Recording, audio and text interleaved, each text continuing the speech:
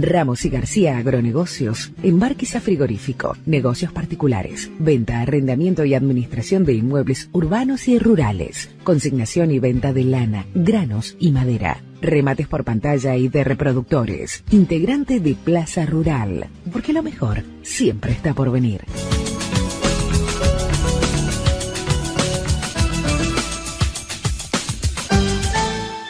¿Qué tal, amigos? El gusto de saludarles para esta nueva edición de Diálogo Rural TV que tenemos el gusto de presentarles en este invierno que venimos transcurriendo. Fríos días del mes de junio que estamos despidiendo, el julio que ya se acerca y bueno, y que estamos arrancando ya prácticamente en el marco de un invierno con heladas, con frío y con pocas lluvias.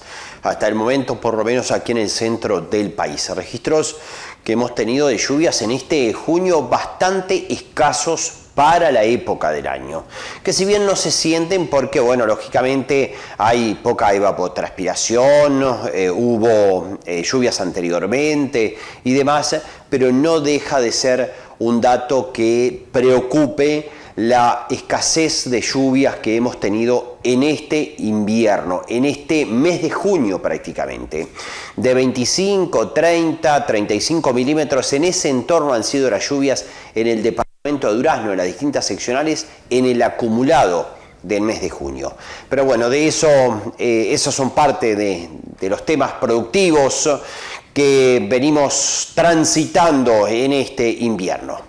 Vamos a los adelantos de esta edición. El taller de diagnóstico de gestación de la Sociedad Rural de Durazno dio un 81% de preñez a nivel nacional, lo que marca un nuevo hito de un muy buen valor en cuanto a índices de preñez a nivel nacional, de acuerdo al taller número 24 que se volvió a desarrollar en Durazno, en este caso allí en la Sociedad Rural de Durazno.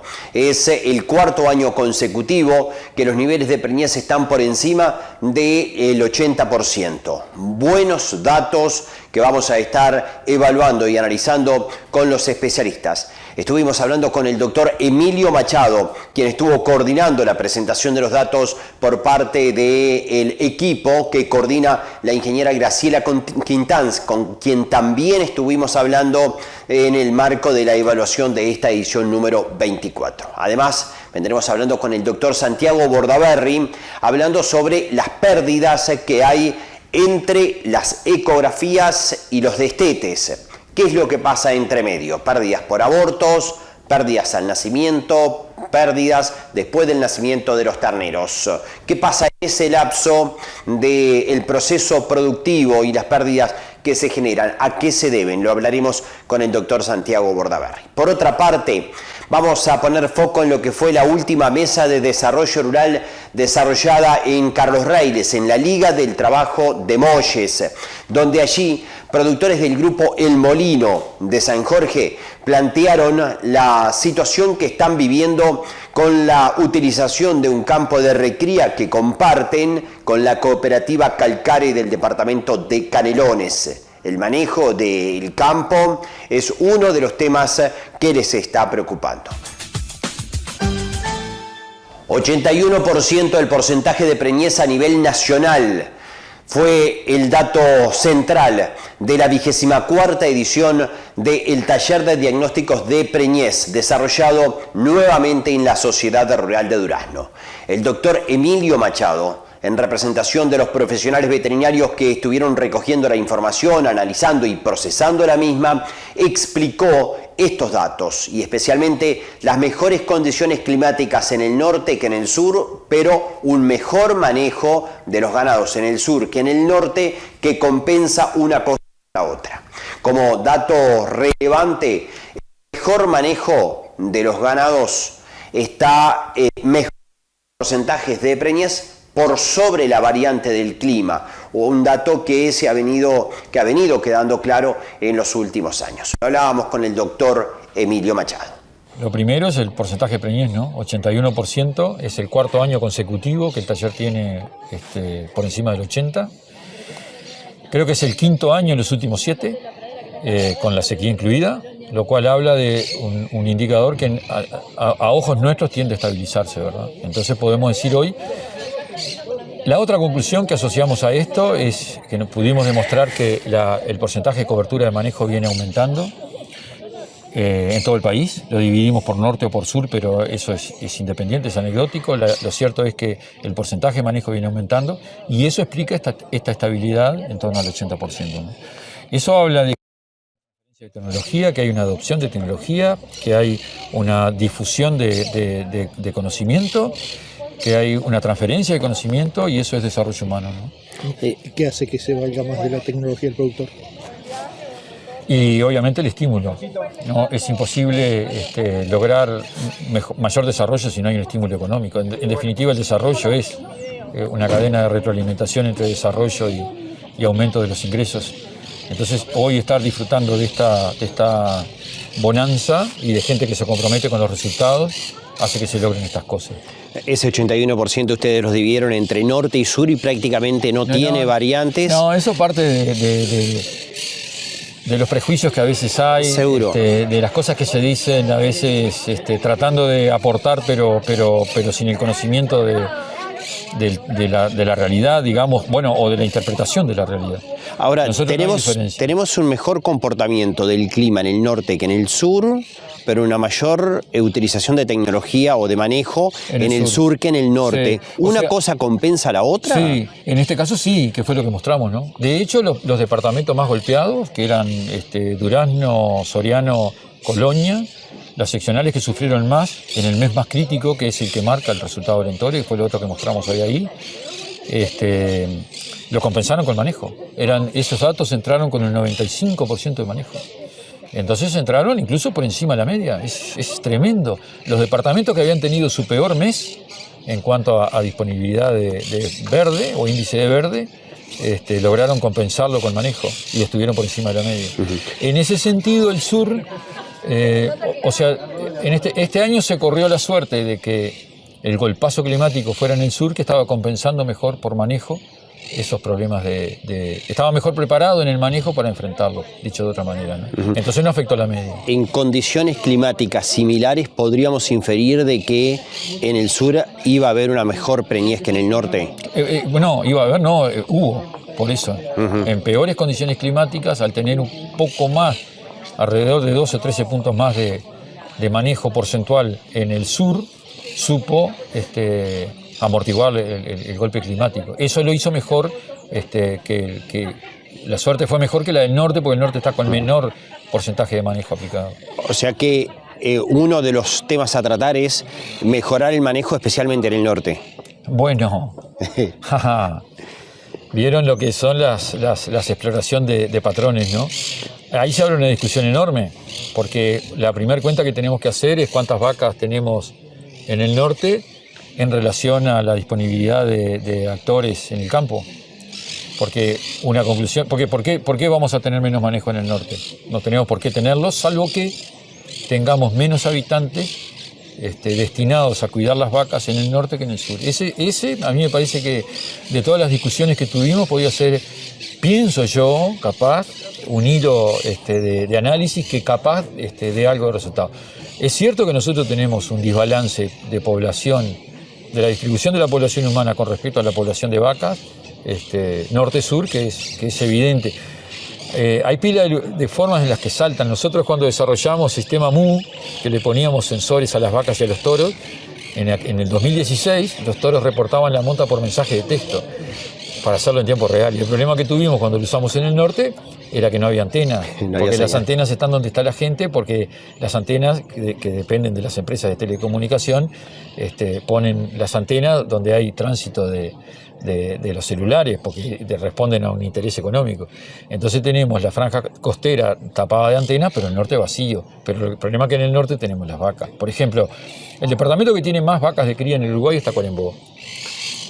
El segundo es Durazno, y después viene un pelotón que es Salto, Artigas y Paysandú, que están muy cerca de las 300.000, pasando las 300.000 vacas Salto y en el entorno de las 300.000 vacas Paysandú y Artigas. Entonces, lo grueso del ganado lo tenemos ahí. ¿Y estamos hablando de predios más grandes en el norte? Yo no tengo el dato. Me imagino que sí. Eso también bueno, Eso también se debe notar porque... Puede estar asociado al tema manejo ahí también, ¿no? Puede estar. Bueno, nosotros no hemos encontrado una asociación entre tamaño con nada. No. No, tamaño no lo hemos podido asociar con nada. Ninguno de los prejuicios resisten el análisis. Los chicos no preñan menos y los chicos no manejan menos. Y tampoco sucede al revés. Entonces, lo que sí puede estar, el tema de los predios más grandes, es la disminución de la densidad poblacional. Entonces, los chicos, al haber permanecido dentro de una situación poblacional de mayor densidad, obviamente los predios son más chicos. Pero no hay asociación entre manejo y tamaño. Lo que sí puede haber es, en periodos críticos, más gente trabajando con vacas. O sea, una cuestión logística, ¿no? Uh-huh. Todo esto puede indicar también que la tecnología está y depende del productor y el momento de la aplicación. Siempre ha sido así. Siempre ha sido así. La gente es libre de manejar sus ganados de acuerdo a su saber y entender, por un lado, y por otro, de acuerdo a sus necesidades, ¿no? Nosotros lo que sí podemos decir, nosotros nunca hemos predicado soluciones mágicas. Nosotros lo único que hemos hecho es un valor testimonial de ir a los predios, recabar la información de lo que la gente hacía y contar los resultados. Y obviamente en el peso de los datos, en el volumen de los datos, cuando las muestras llegan a millones, es obvio que los grandes vectores, digamos, que mueven las cosas empiezan a ser visibles y con el tiempo se terminan siendo indiscutibles. Pero hasta aquí eran empíricos, observacionales, pero no habíamos logrado ponerle los números y encontrar las ecuaciones de asociación y mucho menos los modelos que encontramos de inteligencia artificial que asocian una cosa con la otra. Esa plataforma es lo que hoy hemos demostrado. Lo que la gente aplica depende de lo que crea. ¿Qué puede aportar esto de valor? Bueno, el hecho de las certezas. A veces las cosas no se hacen porque se duda de los resultados, ¿no? Y cuando vivimos en el mundo del desconocimiento, la opinión del que no sabe vale lo mismo que de la que sabe porque los datos no nos respaldan. O la opinión del que no lo hace vale lo mismo que el que lo hace porque los datos no nos respaldan. Pero en la medida que estos datos surgen y dicen, no, mire, el camino es para estabilizar la preñez tenemos que aplicar más de un 50% de manejo en nuestro rodeo. Para estabilizar la preñez, si tienes un año, tu peor mes del entore tiene menos 1.1 por debajo de tu media de índice de verde, lo que tienes que hacer es esto. Esas son certezas. Entonces ahí capaz que empezamos a captar más adeptos al manejo, ¿no? Porque es una convicción, no es una obligación.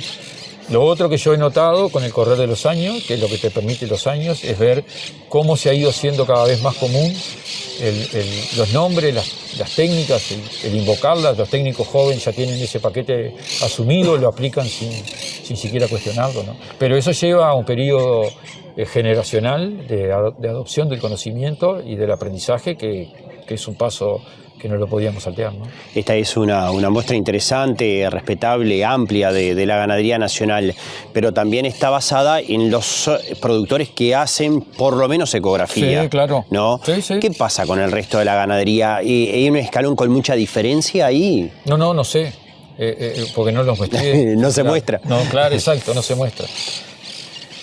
Nosotros, desde el punto pero pueden tener un comportamiento similar a esto. Sí, ahí va. A eso iba. Ahí va, vamos a lo que duele. El comportamiento de los sin manejos es el mismo comportamiento que nosotros tipificamos acá de los sin manejos.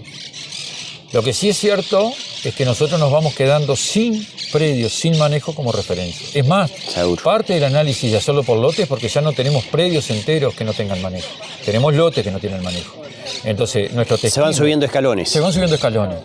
Ahora, es obvio que nosotros podemos tener ese sesgo, bueno, pero el dato parte de los productores que nos llaman a hacer una ecografía, como dices tú perfectamente. Por lo menos el sesgo que tiene esto es que son de los que hacen ecografía. Bueno, eso no tenemos cómo barrerlo. Hay otro dato que sí puede ser interesante en eso, y es que en las muestras nuestras el 30% de los productores tienen el 70% de las vacas. Entonces, si ese 30% de productores está haciendo ecografía, tenemos muy cubierta la población, que son dos cosas totalmente distintas, ¿no? Uh-huh. Entonces, ahí nosotros lo mostramos eso hoy, la importancia del muestreo por cabeza y la importancia del muestreo por rodeo. Uh-huh. Y cómo nosotros, a partir de las muestras, cuando la muestra llega a 120.000 vacas, el porcentaje de preñez oscila, pero ya no varía. O sea, perfectamente puedes hacer la gráfica esa de torta del 81% cuando estaban en los 120.000 datos que cuando estaban en los 300.000. La diferencia son centésimos de decimales. Ahora, lo que sí es el porcentaje de cobertura. Bueno, si nosotros tenemos un sesgo de porcentaje en la muestra del volumen de rodeos. Y está un poquitito sobre representado los rodeos que están a partir de los 500, de los 1000 animales, hasta los 1500, 2000 animales. Ahora, si esos predios tienen el 70% de las vacas que las tienen, entonces nuestra muestra está más cerca de parecerse a la realidad, porque los predios chicos tienen el 18% de las vacas. Entonces, ahí está lo que yo mostraba, que podemos fabricar pronósticos ahora con estos índices de previsión de preñez, podemos fabricar resultados a demanda. Y lo mostré en esa placa en la que jugamos con los mismos datos, con las mismas preñeces, con las mismas vacas, podemos dar, por lo menos 3 ejemplos, puse yo, de resultados distintos, ¿no? Según a dónde vayamos, el porcentaje de manejo que muestremos y la situación climática en la que hayan estado en el peor mes del entorno. Entonces eso nos da mucha solvencia, decir, bueno, porque ¿qué pasa? Puede estar pasando al revés, que quien toma una muestra no sepa dónde cayó en ese conjunto de variables y crea que esa es la verdad.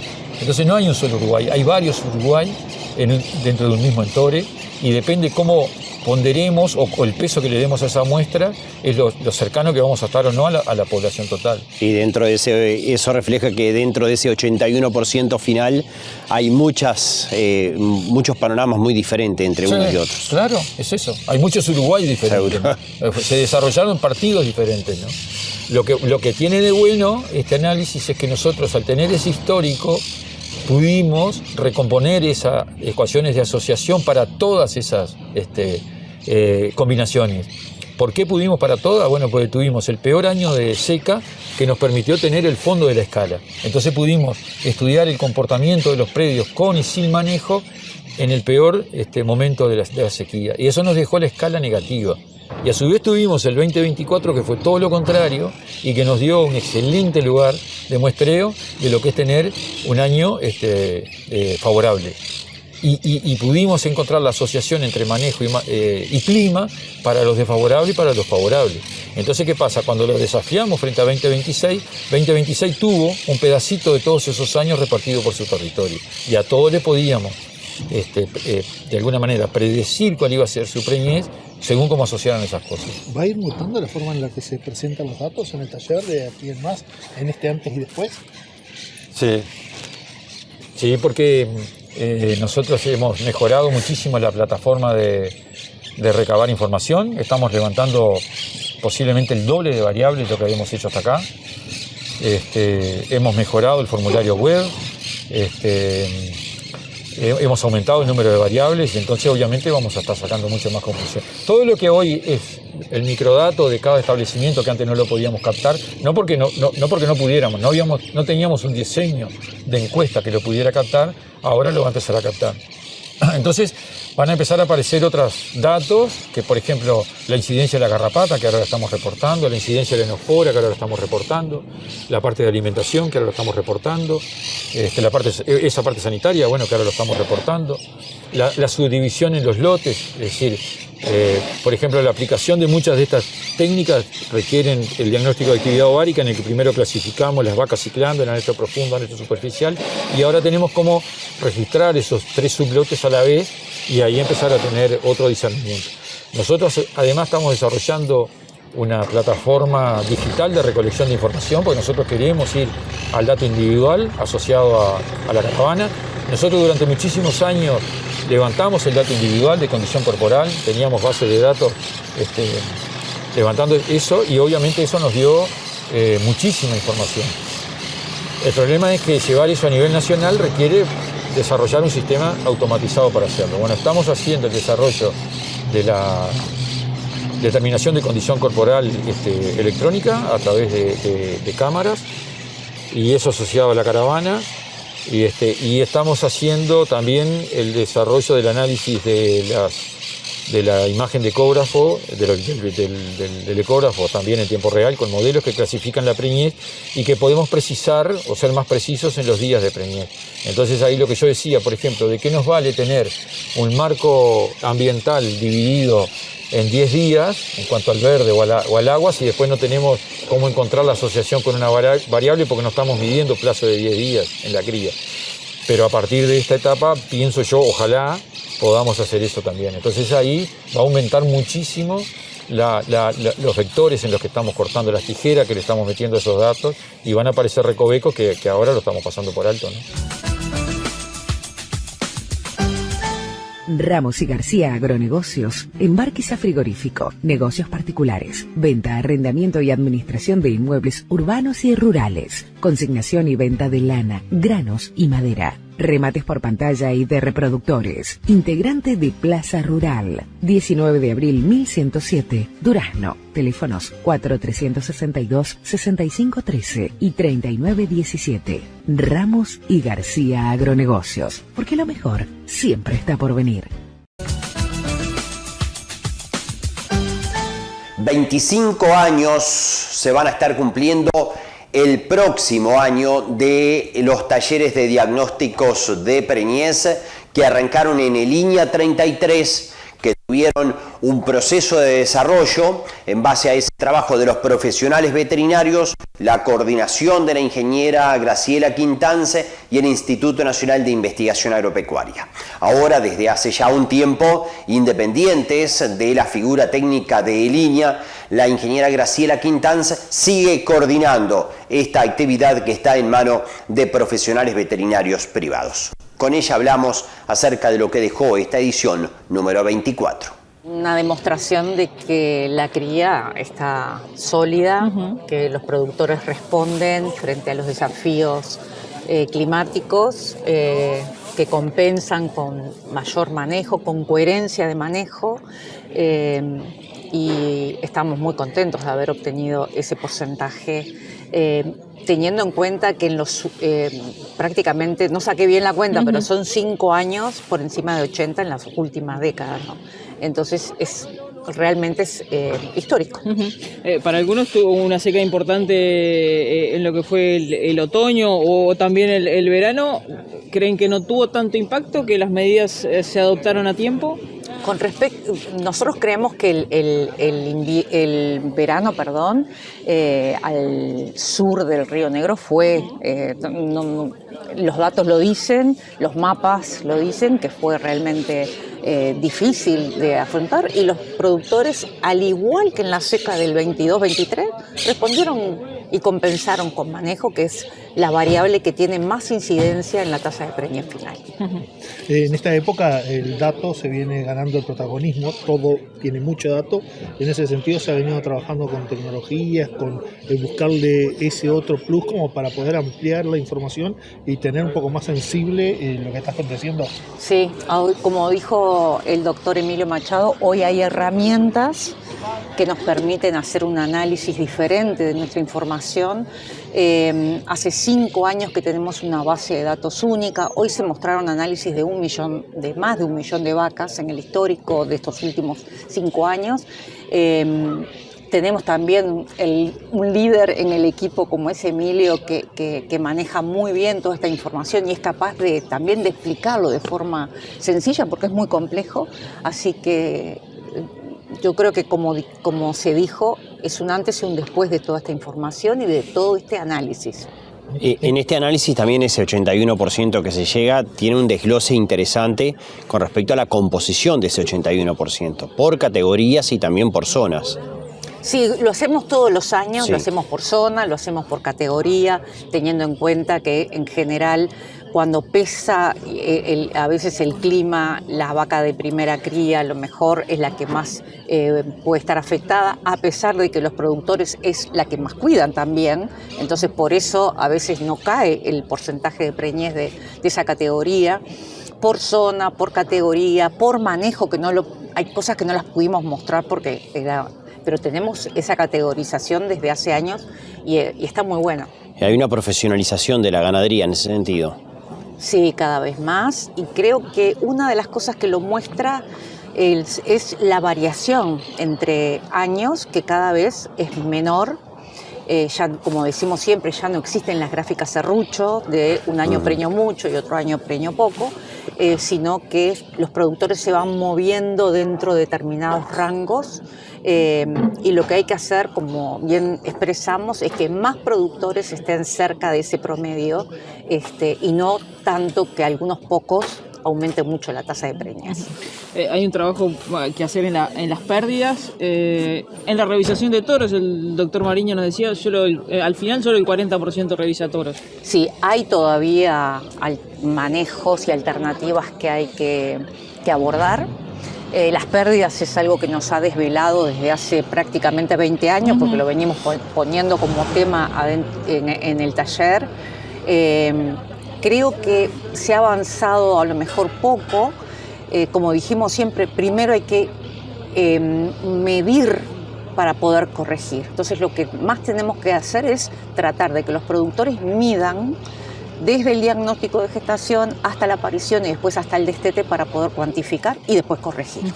¿Cómo se transfiere toda esta información a cuestiones tangibles, aplicables, como para poder mantener el número, mejorarlo, hacer algo con la ganadería? Bueno, yo creo que el esfuerzo hay que seguir haciendo capacitaciones, hay que seguir difundiendo la información, hay que recorrer el Uruguay, hay que acercar la información a donde más falta. Hay políticas públicas que están hoy llevándose adelante con el objetivo de mejorar la cría, especialmente en los pequeños productores. Hoy quedó claro una pequeña productora que dijo, bueno, el asesoramiento técnico muchas veces es muy difícil de acceder cuando son productores pequeños, entonces creo que ahí hay un foco importante, y seguir trabajando. Es de esperar, teniendo en cuenta que hoy la cría pasó a ser un poco la estrella de la fiesta, cuando en algún momento fue el último orejón del tarro, que las tecnologías deberíamos esperar una adopción mucho más rápida de parte del productor. Bueno, a ver, sí que la cría está donde se merece estar la cría.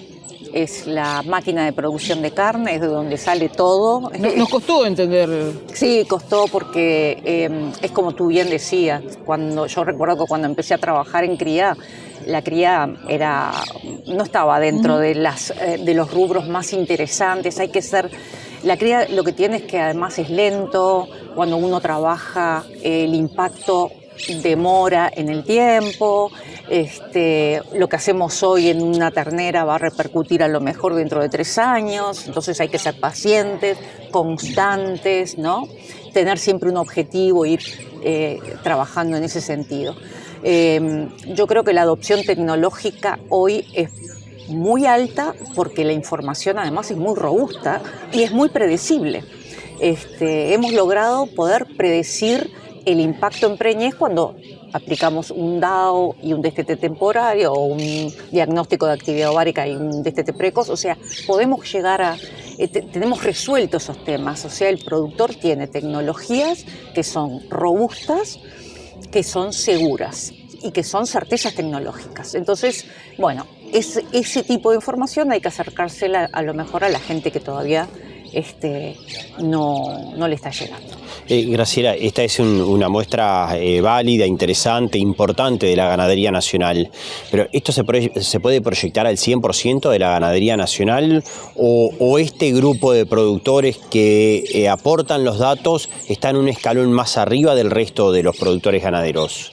No, quedó clarísimo hoy en la presentación de Emilio de que nosotros tenemos una muestra que a lo mejor está la cobertura de los pequeños productores o de los rodeos con menos de 200 vacas en nuestra muestra están subrepresentados y a partir de ahí están todos muy bien representados. Entonces, el análisis es que los datos son seguros y que la tasa de preñez no variaría demasiado cuando uno incorpora los rodeos pequeños, porque el peso en el promedio es muy bajo. Pero nos encantaría tener esa representación. Bien lo dijo Emilio, nosotros no definimos quién nos trae los datos. Nos gustaría que nos trajeran datos más datos de pequeños productores, pero la muestra no cambiaría. Se viene el 25º taller. ¿Qué expectativas se tiene en base a todo lo presentado en esta oportunidad? Muchísimas, pero déjenme disfrutar la edición 24 y ya mañana o pasado estamos trabajando para el 25 con globos, con fiesta, porque es cuarto de siglo, un equipo que hay un CERNO, que somos un grupo que estamos desde el inicio, pero que se ha incorporado gente joven y esperamos que se incorporen más. Entonces, bueno, hay muchos desafíos por delante, tenemos un año para trabajar en eso. Las pérdidas entre las ecografías y los destetes. ¿Qué pasa entre que el veterinario mete la mano para hacer las ecografías, diagnostica que la vaca está preñada y cuando se termina destetando ese ternero? No todas las vacas que están preñadas en las ecografías terminan con el producto de un ternero como producto final en el proceso productivo. Pérdidas por abortos, pérdidas por muertes en el nacimiento e incluso también después del nacimiento, en el proceso de esos primeros meses del ternero. ¿Qué pasa en ese periodo? Lo hablamos con el doctor Santiago Bordaberry. 24 ediciones, la segunda vez acá en la rural. El año pasado caminó bien, a la gente le gustó, lugar céntrico, bien a la mano. La rural es ideal para esto, ¿no? Parece que el local va a estacionar, todo eso es bárbaro. Así que buena convocatoria nuevamente. Y le tocó hablar de las pérdidas. Si alguien tenía que hablar, por eso me pusieron a mí. Sí, es un tema que empezamos a plantear y particularmente yo, el segundo taller empezamos a tocar este tema. Por suerte, después de muchos años empezó a permear, ya hay trabajo en línea, empezamos a trabajar en esa materia y nosotros mostramos la información que tenemos nosotros. Nosotros el año que viene, con el trabajo del doctor Machado que está haciendo con la ciencia de datos aplicada a los datos del taller, vamos a mostrar unos números interesantísimos en muchos aspectos y entre ellos también de las pérdidas, ¿no? Que es muy importante, ¿no? Pero ya tenemos una visión de cuánto se pierde hoy. Sí, sí. Y sí, históricamente lo que da el taller de diagnóstico de gestación de preñez, lo multiplicás por las vacas que se entoran y le sacás el 11-12% y es lo que va a haber el año que viene. Así tiene una precisión de casi el 0,80% a través de los años, ¿no? Con años más difíciles, que son los que distorsionaron como son las secas, ¿no? Pero capaz que 11-12%. Nosotros mostramos alguna información de productores que lo único que nos dicen, bueno, estas son las que me diste preñadas, estas son las que tengo destetadas, señaladas, marcadas, identificadas en el SNIC y andan en el 11%. Que como vimos a nivel internacional no estamos mal, pero el país tiene ahí un espacio para ganar, digamos, en por lo menos 100.000 gestaciones más, que es mucha plata. ¿Y qué son ese 11%? ¿Qué es lo que pasa en ese 11%? Bueno, para nosotros, hay tres etapas de pérdida. La más importante son los abortos, en torno al 5%. En ese 8% que nosotros tenemos logramos en productores que siguen de cerca el tema, un 2% de muerte del parto y 1% del parto y del destete. Eso para productores que lo llevan bien. Bajar del 5% está resultando difícil, sobre todo por la incidencia de la anosperia canina, por eso invitamos al doctor Ronsoro para que hablara de ese tema, por la dificultad que tiene el diagnóstico y sobre todo el tratamiento y resolución del problema. El 2% al parto es muy mejorable, en Uruguay es más que eso, es en torno al 3 y algo por ciento. Y después todo el aumento en la tecnificación en la producción, la intensificación de la producción ha llevado a que aparezcan una cantidad de enfermedades que antes no existían a campo, digamos, ¿no? Hoy en día está más concentrado, se hace más destete precoz, se les da de comer más o dejarlos al pie de la madre. Es decir, ha habido un incremento de esas cosas que tienen cosas buenísimas, pero siempre están acarreados problemas de la intensificación, enfermedades de la tecnificación, digamos. Entonces nos parecemos cada vez más a un tambo, digamos, desde el punto de vista sanitario y por eso hay que encarar de esa manera. Por eso insistimos que armar un plan sanitario con el veterinario, el capataz, el administrador, el dueño, todos, y armarlo, tratar de cumplirlo y discutirlo para tratar de llegar a un diagnóstico de rodeo, porque somos veterinarios de poblaciones animales, no solamente de un individuo, como lo mostró el doctor Ronsoro, ¿no? Ahí teníamos a la doctora Pierruccioni del DILABE, que es la que atormentamos con fetos abortados, ¿no? Y entonces, claro, a veces le llega un feto abortado y le dicen vaca que abortó en Durazno, yo qué sé. Es decir, se necesitan mucho más insumos para poder analizar una situación como es la historia. Por eso tenemos que empezar a registrar todo en los establecimientos en una planilla sanitaria que que le dé muchísimo más, una perspectiva mayor para el diagnóstico a lo que tienen que tomar esa decisión de diagnóstico para controlar las enfermedades, ¿no? Sobre todo a partir de la dificultad que tiene la neospora y otras enfermedades, como el caso que tenemos nosotros de brucelosis y demás. Y como él mencionó el tema de la paratuberculosis, que en Uruguay hay, está más en los tambos, pero yo voy por ahí y me encuentro con gente que me dice, mira, tengo una vaca que incluso se vino para atrás, empezó con diarrea. Y el veterinario viene, vamos, le decimos, dale un antibiótico, dale un sabicida, y le da el antibiótico y se muere igual, ¿no? Pero bueno, ese tipo de casos hay que empezar a seguirlos de cerca, ¿no? Porque en Argentina tienen una historia y una casuística sobre las epidemias, las enfermedades infecciosas que nosotros no tenemos y tenemos que observarlo sin duda. Ahora le bajaste un poco el pulgar al tema de la brucelosis, como que no es tan importante, me dio la sensación en la exposición.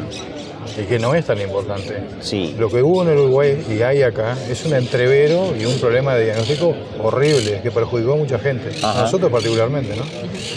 Pero está aceptado, ya lo aceptaron, un error muy grande en eso. ¿Y qué erró? ¿El diagnóstico erró el producto que se utilizó, el test? No. Acá el tema es que se confunde la enfermedad que está presente, que hay, por un lado, y después una realidad que es alguna causa que todavía no han dado con ella, que ha provocado falsas reacciones. O sea, es una interferencia en el diagnóstico. Entonces no es que le hayan errado en el laboratorio, porque los resultados del laboratorio le dieron positivo, pero no era positivo. Lo que pasa es que nosotros lo que insistíamos es que no coincidía el laboratorio con la epidemiología. O sea, las vacas no abortaban, no la transmitían la enfermedad. Se daba en categorías que nunca se da, como las vaquilloncitas, los toritos, en lugar de darse en las vacas adultas como siempre se da en la autocelosis, las cosas. O sea, no tenían relación epidemiológica ni clínica con la enfermedad, pero sí daba el resultado. Entonces la advertencia de veterinarios, sobre todo en extranjeros, que eran muy vaquianos, que decían guarda con la interferencia de estas cosas, pero creo que terminó siendo. Empezaban a trabajarse los linderos que daban positivos y nosotros le decíamos, si siguen analizando el lindero van a terminar el chui, porque todo el mundo tiene algún falso positivo en el establecimiento. Entonces, por eso fue el error y tenemos que agregar la clínica y la epidemiología en el análisis sobre eso, que es un poco el criterio que se está siguiendo ahora, que eso es para ponderarlo. Pero sí hay un drama con ese tema, es un drama porque esa situación llevó a que mucha gente intentara, el temor de que te vaya a entrar, había gente que hacía cualquier cosa para que no se ventilara su situación, que es lo contrario que tenés que tener en una campaña sanitaria, es tener a todo el mundo al favor de tratar de buscar si tenés la enfermedad o no, y que no porque un falso positivo te puede llegar a hacer perder muchísimo dinero, como le pasó a mucha gente, ¿no? Ahora, la enfermedad tiene una incidencia. Sí, claro. Lo que está sobredimensionado, la realidad que existe. O sea, se dicen que hay lugares donde hay brucelosis y donde no hay. Exactamente, hay brucelosis, en Uruguay hay brucelosis, pero está sobrediagnosticado. Yo te digo lo siguiente, brucelosis es sinónimo de aborto. Uh-huh. ¿Cuánto aborta en el Uruguay por brucelosis? No llega al 2%.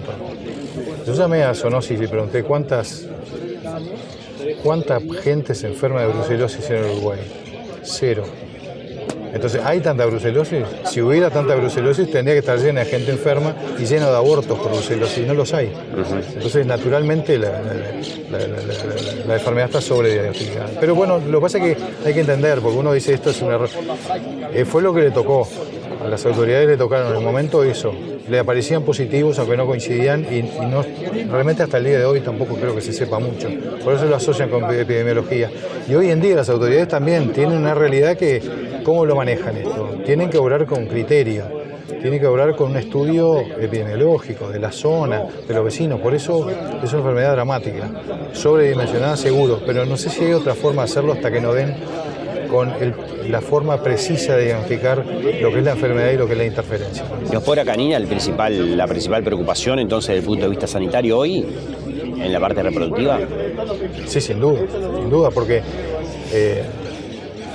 casi el 90% de los abortos en Uruguay hoy en día son por leptospira o neospora. Leptospira, bueno, hay que vacunar, hay que empezar a vacunar desde el primer otoño.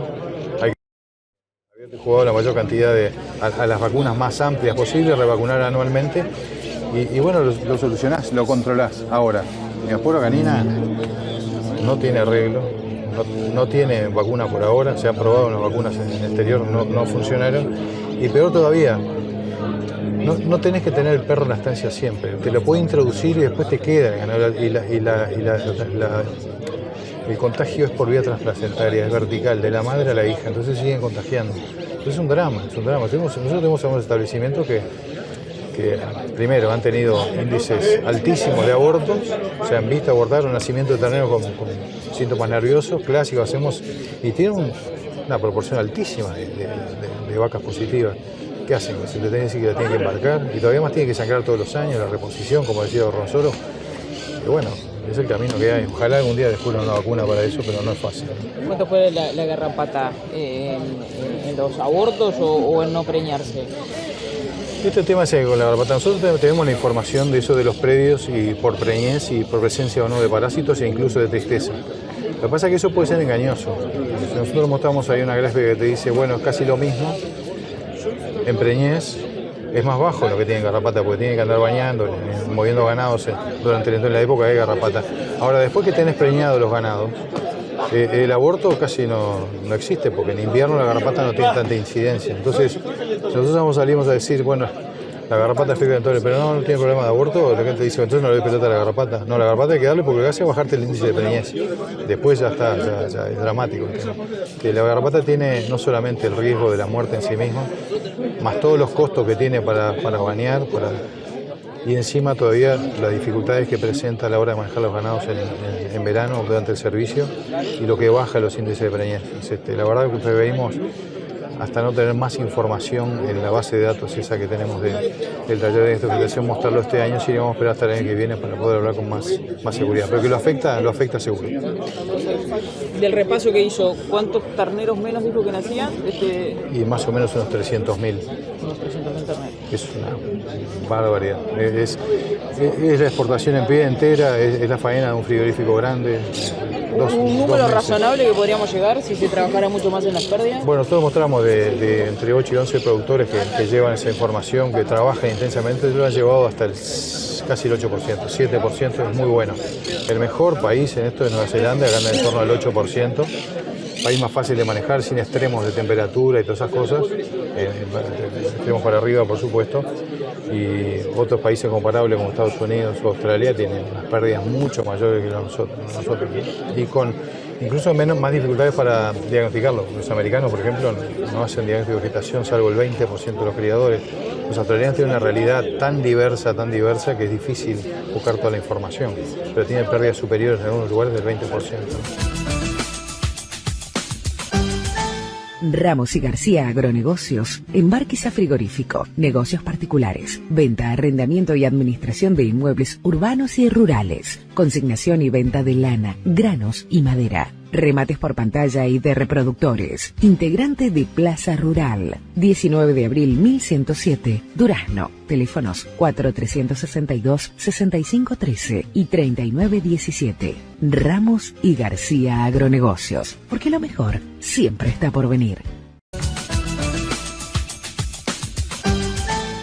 Amigos, damos vuelta a la página, nos metemos ahora en lo que fue la Mesa de Desarrollo Rural desarrollada en la Liga del Trabajo de Molles, en Carlos Reiles. Allí dos productores de la zona de San Jorge que integran el grupo El Molino, un grupo de pequeños productores ganaderos asalariados rurales que tienen animales en un campo de del Instituto Nacional de Colonización, pero que lo explota la cooperativa Calcare del departamento de Canelones. Calcare es una cooperativa de productores nucleados en la Asociación de Tamberos de Canelones, que desde hace mucho tiempo viene llevando adelante este campo de recría en San Jorge, departamento de Durazno. Son más de 2.000 hectáreas, casi 2.500 hectáreas que se explotan allí en este sistema que en principio compartían la cooperativa de Canelones con productores lecheros de Flores. Después de un largo proceso donde hubieron instancias de desencuentros con los productores lecheros de Flores, terminó en manos de los productores de canelones, y con ello también se incluyó a los pequeños ganaderos del departamento de Durazno como una forma de integrar a aquellos vecinos de las zonas a que tuvieran una oportunidad de crecimiento desde el punto de vista productivo. En la idea especial, fenomenal, los productores de El Molino, que la situación se ha empezado a degradar, no solo el relacionamiento, sino también, especialmente, los aspectos productivos. Y allí hacen determinadas críticas al funcionamiento que, según ellos, no se condice con lo que es la situación productiva del campo, y a ellos personalmente les deja mucho que desear. Bueno, primero que nada, contame tu nombre. Leonel Morán. ¿Y el tuyo? Cristian Silva. Ustedes integran el grupo El Molino de productores de colonización. Sí, exactamente. Estamos en ese grupo y estamos allá en Calcare y estamos todos los compañeros ahí. Hoy venimos representando nosotros dos, los que vienen siempre no pudieron venir y dividimos un poco las maletas y llegamos hasta acá, hasta la Liga de Trabajo de Molle. ¿Cuántos son en el grupo? Somos 15. Y comenzamos pues en el año 2020. Ahí arrancamos, nos iniciamos. Y contanos, ¿cómo es el predio? ¿Cómo lo trabajan? ¿Qué es lo que hacen? En el caso de nosotros íbamos por una fracción, fue lo que siempre queríamos, ¿no? Pero después eso, los que están actualmente en el campo, que son productores de agroalimentación de canelones, nos propusieron si queríamos llevar a pastoreo. Y aceptamos llevar. Justo fue en el tiempo de la seca ahí.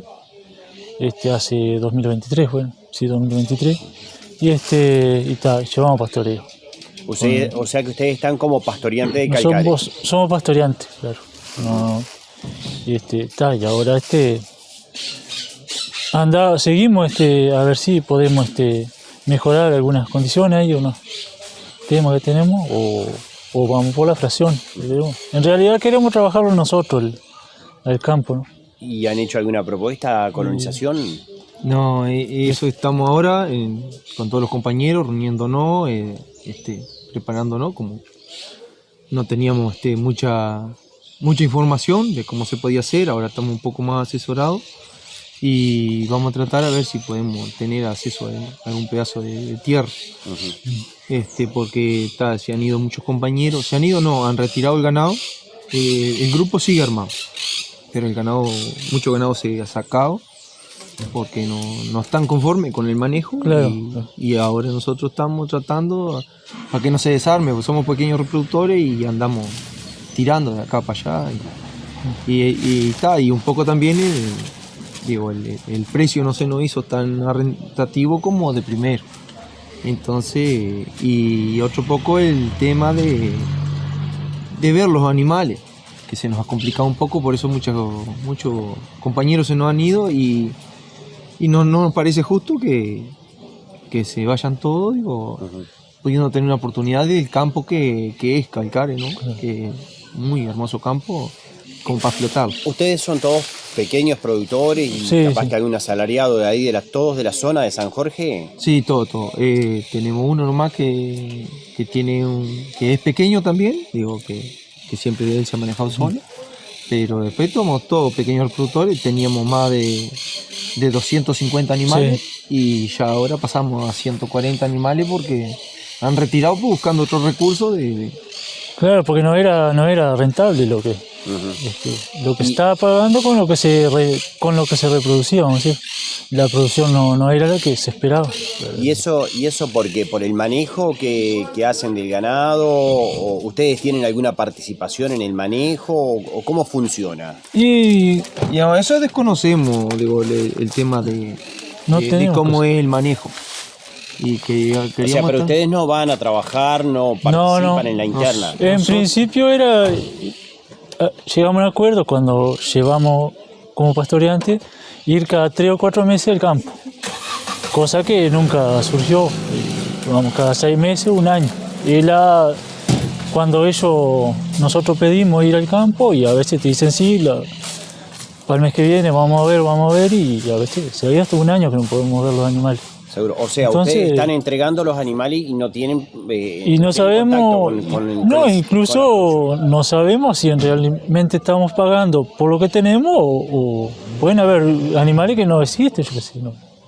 Y eso también, las veces que hemos ido nunca han estado todos los animales, vamos a decir, el 100%. Siempre. Nosotros en el grupo, vamos a decir, estamos como que hiciste un mal manejo en los animales, porque por el estado del animal y digo, no sé si no se entora, primero se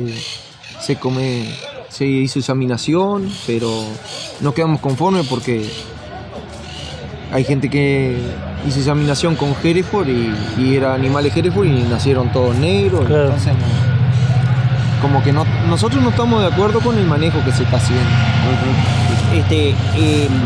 ¿Ustedes llevaron alguna categoría determinada o cómo se manejó esa, las categorías que entraron al predio? Y sí, porque como fuimos por una necesidad, que tenía chico, llegó chico, el que tenía grande, llegó grande. Claro. Y la verdad que digo, en ese sentido del estado del animal, digo, a mí siempre han habido buenos animales. ¿Y allí que hay funcionarios que dependen, empleados que dependen de Calcare? ¿A manos de quién está el predio? De la agremiación de Tambero Canelones son los que tienen a cargo del predio. Pero ellos tienen trabajadores allí. Ellos tienen así 2 funcionarios que siempre. Y lo que tienen. Pero ustedes no tienen un contacto directo con ellos. No. Nosotros es con el administrador directo. Ajá. ¿Y el administrador está en Canelones? Sí. Desde Calcare. Sí. Él viene cada tanto, no sé cada cuánto. Pero el que nos informa más o menos, da un informe, pero... ¿Se lo pagan a Colonización o se lo pagan a Calcare? Se lo pagamos a la agremiación. Y los costos, ¿están de acuerdo a lo que es un pastoreo? ¿Le salen más caro, más barato que lo que es un pastoreo en un predio comercial? Y sí, dentro de todo, si fuera que se reproduciera bien, está dentro de lo... Es pagable. Sí, pero si reproducís poco, no tenés... Entonces no, es caro. Para hacer un campo de colonización se paga. Ustedes en principio desearían tener una mayor participación con los animales. Claro. Para poder interactuar más también. Sí, digo, por lo menos participar más en eso de lo que se habló de primero. Cada 3 meses estar ahí con los animales. Digo, no sería mucho, digo. A nosotros nos parece bastante lejos, ¿no? Y más con toda la gente que teníamos en el grupo, que son gente de que le gusta ver los animales. Les gusta estar con lo de ellos. La mayoría de la gente se retiró por eso. Seguro. Y otras alternativas no hay tampoco en la zona, ¿no? Y no tenemos. Es difícil conseguir campo. Digo, hay muchos que hemos vendido toda la reproducción por no tener a dónde tener. Digo, no vamos a crecer. ¿Y ustedes ahí que van vendiendo los terneros, un poco qué hacen, cómo funcionan? Y sí, la idea era vender como grupo, pero nunca se dio porque fue todo... No, la ternera es pareja y nunca se dio vender como grupo ternero, por ejemplo. Nunca.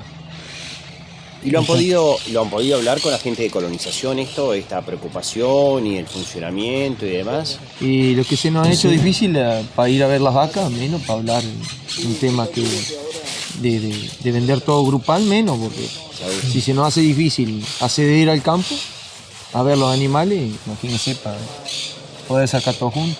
Porque siempre tenemos un conflicto de entrar, sí, pero si uno llama del grupo aparte y dice, bueno, yo quiero sacar mis animales mañana el ganado está encerrado para que lo saque. Ajá. Eso sí, no hay problema, pero para acceder nosotros a ver los animales, sí, siempre hay problemas. No, sí. ¿Y la sanidad cómo se maneja? Y eso desconocemos. No sabemos lo que... Porque nosotros pagamos, en principio comprábamos nosotros los remedios y todo, pagamos inseminación, todo. Después arreglamos de otra forma, nos subieron en pastoreo llegamos a un acuerdo, $2 más, y ellos manejaban todo, ¿no? Y Toda sanidad y todo. de los 200 pesos eso a que teníamos para acceder, pero no me acuerdo ahora cómo él. Desconocemos cada cuánto se vacuna, si se vacuna o no. Esas cosas no nos informan nada. Y los datos reproductivos de cuánto nacen y eso. Y eso cuando vamos cada un año más o menos, o 6 meses, un año, ahí los que podemos ir, ahí se toma recuento y todo. O sea que se caravanea lo que hay, digo. Seguro. Ustedes ahí, en realidad, en los hechos hoy en día, tienen como que si fuera una caja de ahorro ahí que va funcionando de alguna forma, pero bueno, no es lo que ustedes pretenden, de tener un sistema productivo. Claro. Yo creo que de todo lo que estamos en el grupo, eso es una caja de ahorro. Seguro. Yo lo hice como él, lo hicimos desde muy chico, porque fue lo que nos dejaron nuestros padres, digo, eso para que siguiéramos adelante, solo porque trabajar hay que trabajar. Y sacar eso como, si un día mañana se enferma o necesita algo, esa sería la caja de ahorro de nosotros, pero digo, se nos ha hecho difícil. Vimos como una oportunidad ahí, pero la verdad que... Y ustedes, si tuvieran la posibilidad de agarrar todo el campo, si Colonización mañana le brindara todo el campo, ¿estarían en condiciones de acceder a generar un sistema para todo el campo? Y yo diría que todo el campo... Porque ¿cuántas hectáreas? 2.400 hectáreas. Seguro. Sí. ¿Cómo que? Claro. Pero nosotros como grupo, 500 hectáreas, nos creemos capaces por lo que hemos sacado cuenta y estamos capaces para manejarlo. Amigos, estamos llegando al final de esta edición de Diálogo Rural. Con mucho gusto nos vamos a estar reencontrando la próxima semana con más material periodístico para compartir desde el centro del país. Muchísimas gracias por la atención dispensada. Será un placer reencontrarnos en 7 días. Ramos y García Agronegocios, Embarquiza Frigorífico, negocios particulares, venta, arrendamiento y administración de inmuebles urbanos y rurales, consignación y venta de lana, granos y madera, remates por pantalla y de reproductores, integrante de Plaza Rural, porque lo mejor siempre está por venir.